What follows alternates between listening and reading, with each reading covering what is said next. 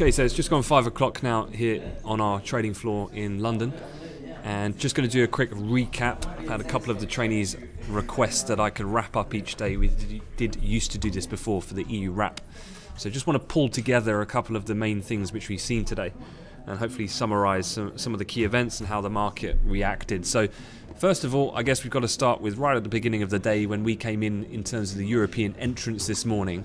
Actually, looking at my two charts here on the top left, Euro-Dollar and Cable were both on the ascent actually this morning. And today, at some point in the session, timing-wise was a little bit different. The pound a bit earlier, but they both did actually test R1 today.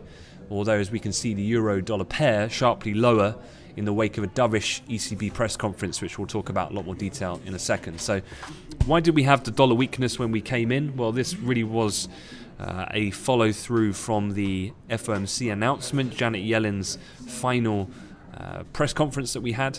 And so it wasn't so much the press conference, but it was the summary of economic projections which drew focus.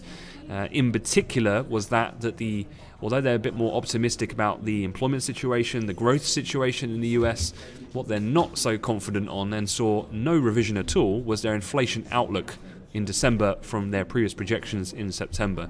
So consequently, this is what the dot plot trajectory looks like from a September-December comparison. And as you can see, very little change. And in fact, on the longer run, there were some banks looking for this to be bumped up back to 3% as the June forecasts were, but that didn't materialize. So net-net, the trajectory of interest rates remained the same because of fairly benign inflation outlook from the Fed.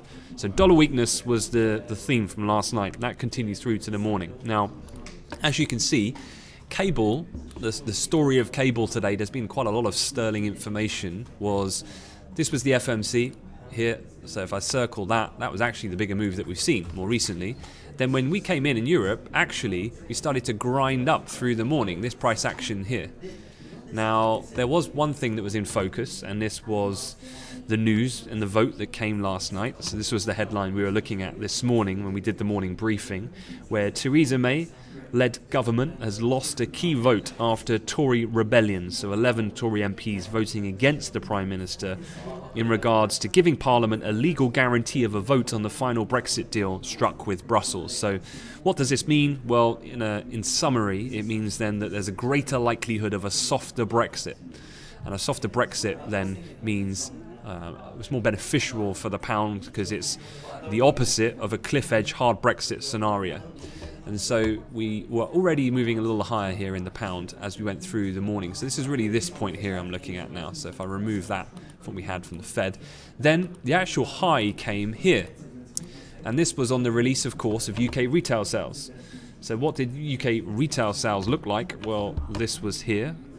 Retail, if we go back up to the morning, UK retail sales month on month 1.1% above the expected 0.4, 1.6 year on year against 0.3. Core retail sales, similar strength, so way better than expected. Now don't forget though, there is a bit of a seasonal quirk to November nowadays because of the ever-growing influence of Black Friday. So yes, we did go slightly higher into the numbers, and confirmation of that saw a test of R1.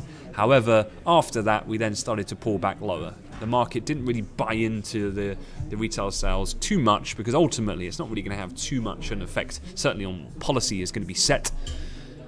And because of the one-off item of November's and Black Friday lifting the numbers, of which probably December is going to be more telling to the underlying situation.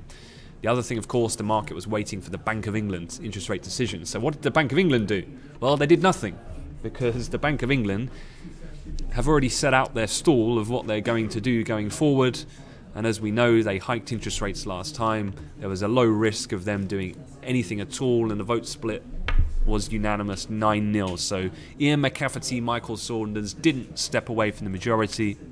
They sung as a collective monetary policy committee, and they all decided to keep things on hold. The one negative spot that you could say that came and materialised in the minutes was that the situation of Brexit is the single biggest point or topic that creates the most uncertainty, and so the pound did weaken thereafter. So that was the story of the pound today.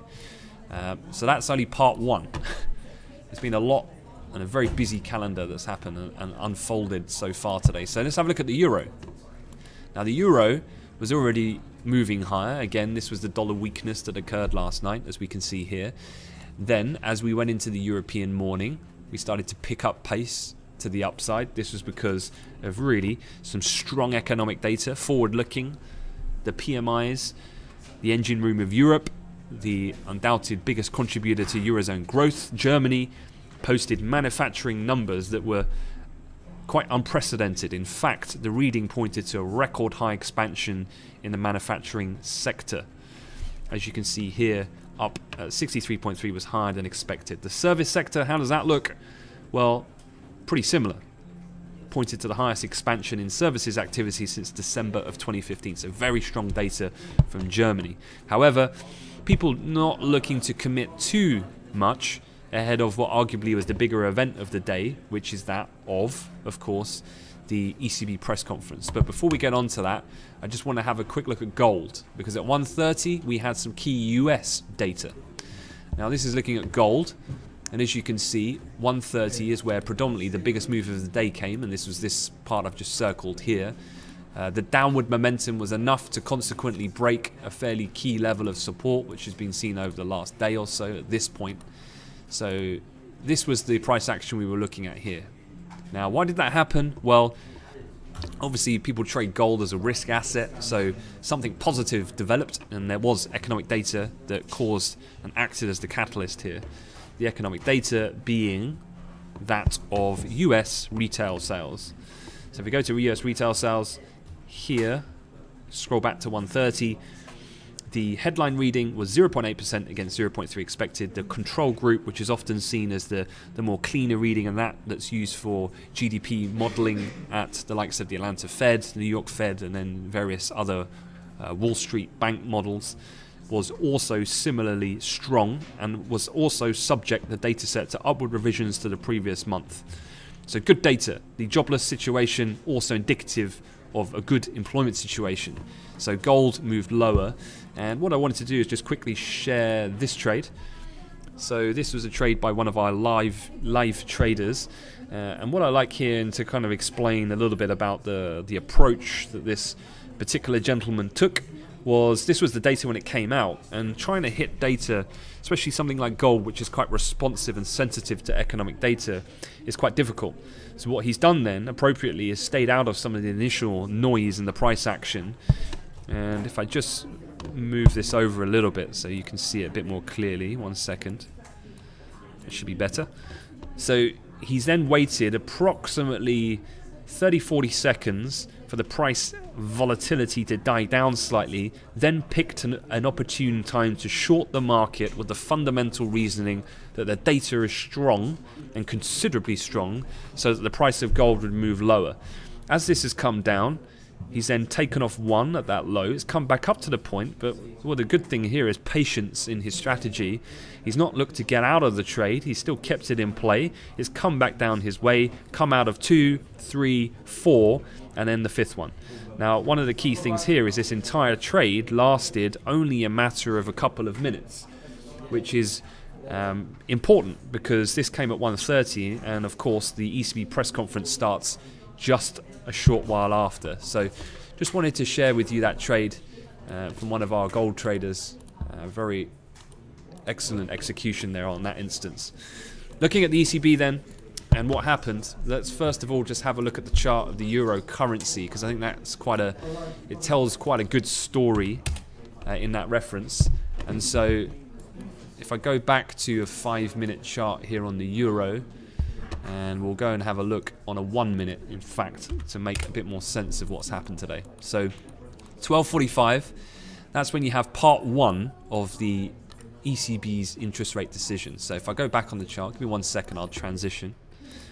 You can see here these extreme extensions on these wicks at that time. Now this is because there's not a lot of people in the market holding positions over these types of announcements. You get a little bit of volatility as a function of that illiquidity, and hence you see some movement. But overall, net, the market does nothing. Why? Because no one was expecting any rate change on their major 3 rates. And so then people look ahead to the press conference, and that's always key when looking at the ECB interest rate decision. They're a long way off hiking rates at this point. That's not what's in focus. What's in focus is more about the QE program. But today was key because, much like the Fed, and why last night was key, was because they released their latest projections and had a press conference. Now with the ECB, they have the same. Every calendar quarter, they will have their own projections. And today was one of those. So one of the key things here was looking out for what is their renewed assessment of inflation and growth projections going forward. And this was the first one. So this was Draghi. He said GDP projections for this year have been bumped up slightly, but check out 2018, 2.3% against 1.8. That's a pretty mammoth increase, which tends to be, these are fairly incremental increases, but that's a significant jump. 2018 is looking for 2.3% from 1.8. 2019 is 1.9% from 1.7, and we're looking at 1.7 for the first time for the 2020 view. So how did the market respond? Well, actually, this was the reaction to that GDP forecast. Euro appreciation. If they're getting more optimistic about growth prospects, then certainly this means then that the tightening of policy is likely to speed up. So people were buying the euro, and then where did they look to exit? At R1, at 118.65. So a lot of people looking at the same level, and at that point looking to exit the trade because, why? We don't know what the inflation expectations are yet. So this is a trade here, another one I've got to share with you from one of the live guys. This is looking at the euro futures, and as you can see here, this was that trade played out into reality. So staying out of some of the initial move, Draghi actually was hinting towards being positive and talking up GDP before the forecast came.